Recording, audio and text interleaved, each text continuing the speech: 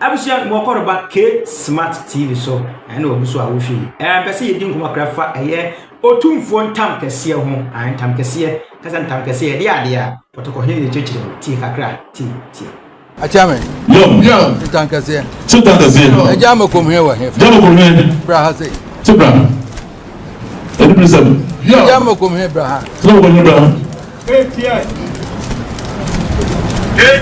aja usupanyi wo so bra free wo so aja usupanyi obeta se usupanyi free wo so asa na sabe ya so asa na sabe ko tintin ko da buware so na wasini so wona wasini usupanyi wana wo ba no anti wo say na ewu ye anti mama ni bre empress so asa na ejina so ado mo empress so na emu atin no the prayer na nim di obedi na ade so na so the present pa na wo ni obedi na ade makomune na yede na mana ware se be na ma na mo ni so ware no odna wo ba ku no awu onna wu no awu no so no ba ku no awu ye wu no awu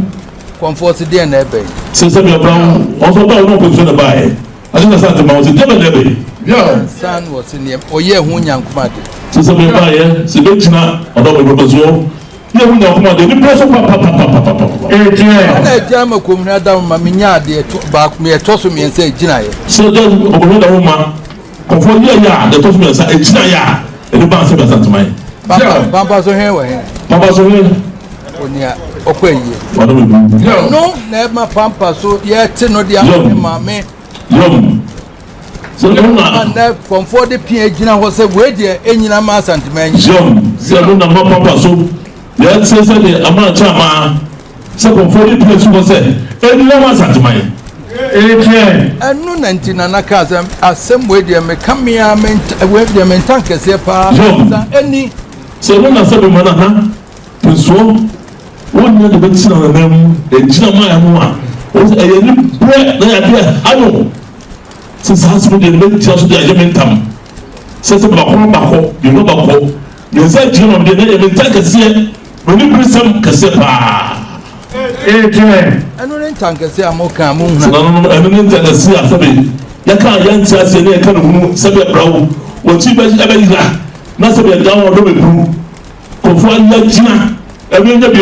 die ya ji se na ka be se na jina ebe prisam sa wo kan wa ya moka de ti na obeso ya so Ntam Kɛsie ka so ba obedi no kre se be kan wa na fi se be kan za o e de ti na obeso so afram sa bi bo so wo just say what I say Ntam Kɛsie so de se bo di se wo din se wo de me Ntam an no ma Asanteman gira ya na me nya de obedi ma de na no wo kan no aka no wa se be wo se Ntam Kɛsie kan Ntam Kɛsie se be man do jo ma Asanteman gira ye ma do gira de fi pa ye aya ye ni prism wo kan wa ye de me ka so mra no hunu se ase ne mo so ba ka so ho na mu za ase ne mo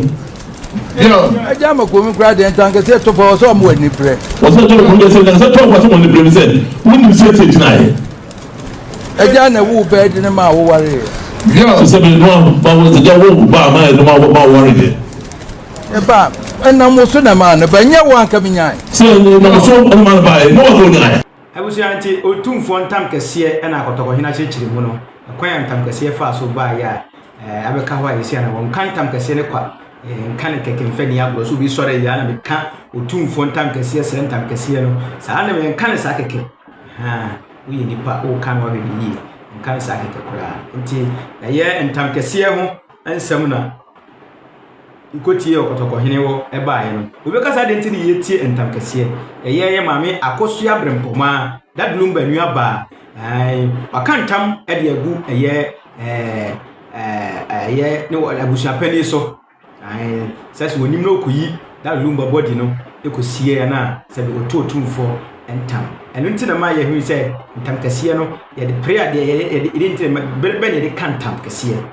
nti we am ye hu se na se Ntam Kɛsie ka de pray ade a ye wo dia ya ko sa wo so go bi na wo kan Ntam de age ade no eno ho na ye koti eba ti eye ntam na eye akwa me akosha bempom aka ede to eye busu peniti kakra Otumfuo Ntam Kɛsie se wo je wo sakata no no do first Vagina chi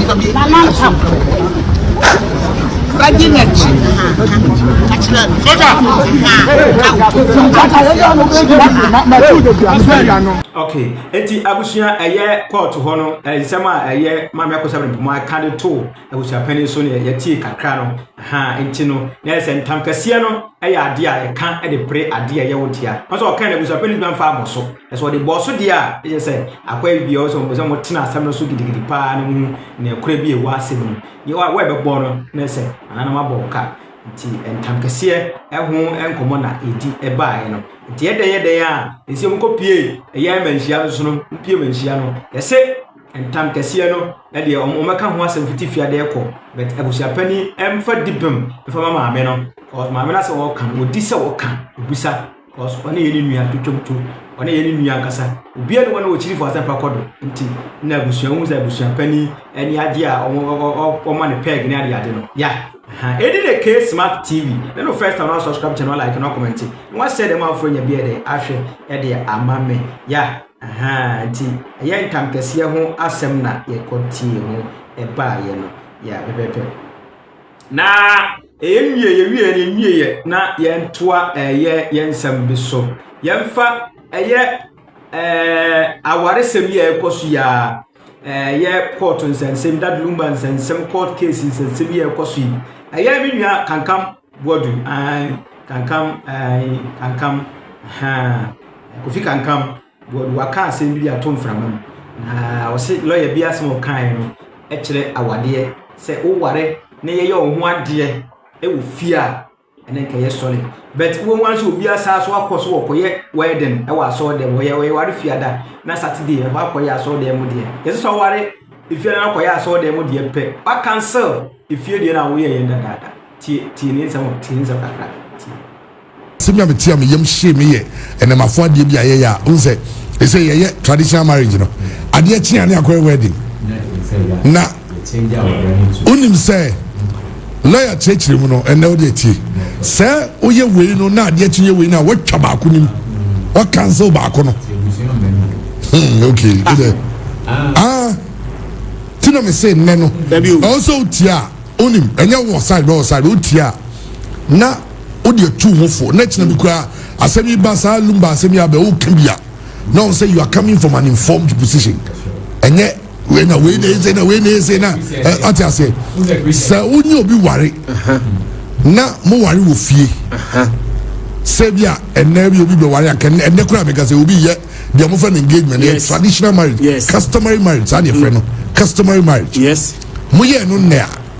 busia aya wa nti eye ifia ware and your friend customary marriage the laws of this country recognizes it unim so tin come here certificate kwa ma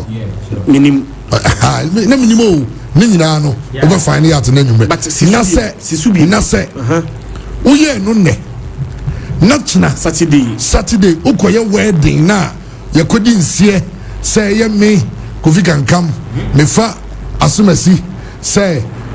menino ewuo mo nkwamu ne hwanhwan na unya ye no a de wudi kan ye no watwam so there is no traditional marriage anymore again wow ache say ade na asema kankam bodu kanu se wo ware enne fiada na kwesera kogina so na memeda kogina so den koshira so watwa engagement ni mu obusua tini e nyina obi a ware bia obi atwane diem ware fie de watwa fie diem da ni enim chechire we nyina se nipa pe ho ayi ni esua na asofo no so ye be ware amon kire ye unsua ho ade na mon kire se na tie e mani pa nye nwiansa na ko fa ne ma chechire wo sa na afi ube wu am betwo osutonto ai abusia se biga ke bi KSmartTV eye kankan bodu eye awade mu nsem na ekuti kakra ba se no luban nsem ekoso yi se wo wade fie de awie a wo sen kaye no an ni kwa so koye wedding bia ko wedding ko nya wedding pe watwa fie die nim fie de nya adwuma bia bi wo ku fie die pepe sa na ekuti ba no Abusia mede mu besia me amde dwumane cham de mu besia dini ye KSmartTV mede mu besia da sene beto aso